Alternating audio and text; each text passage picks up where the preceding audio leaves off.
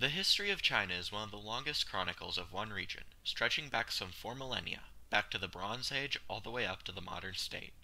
This whole story starts with the disputed existence of the Xia dynasty of Bronze Age China. There are disputes among scholars as to whether or not the Xia dynasty actually existed, or if it was an embellishment created by the Zhou dynasty to discredit the Shang dynasty that supposedly ruled after the Xia. Putting that aside, if the Zhou were a real dynasty, then they probably ruled from 2200 to about 1770 BC. And, if later histories are correct, then it was founded by Yu the Great. I say later histories too, because this is from an era that is quite literally prehistory, so we have no writing from this period. The only things we know come from archaeology and later historians who are biased to say the least.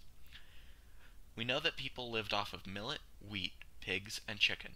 They also primarily used stone tools, but at the latter end of this era we see the first bronze being used in China. They also first started to produce silk from the silkworm that would inhabit mulberry trees. Beyond that, relatively little is known for sure. However, we do know far more about the Xia's successor, the Shang. The Shang dynasty came to power around 1750 BC, and this is the first dynasty that we actually have writing from.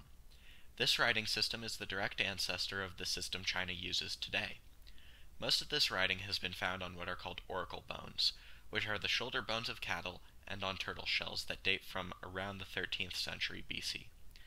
Now that's great and all, but who would bother etching characters onto bones? People don't normally do that sort of thing for fun unless they are extremely bored. And that's a really good question.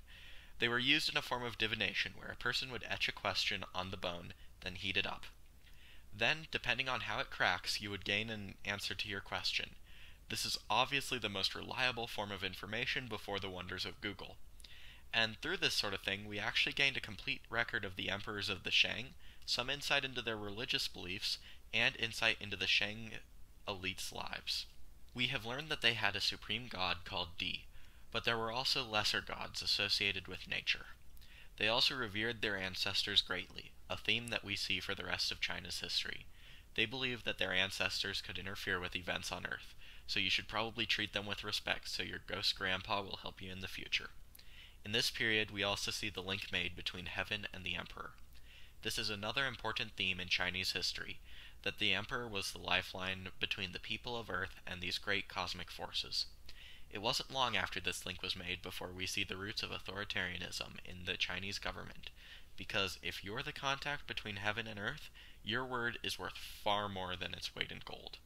We also learn that the elites were a class of warriors who valued the hunt, warfare, and feasting. We also see them using bronze weapons for the first time and fielding chariots for warfare. But bronze was still so new that it was seen as a status symbol, and if someone had a lot of it, then they were incredibly important. And finally, we see some large cities develop in China, surrounded by walls of pounded earth, while the buildings contained inside were made of a combination of wooden posts and dried mud or clay. But we see around 1045 BC that revolts within the state removed the Shang rulers and replaced them with the Zhou.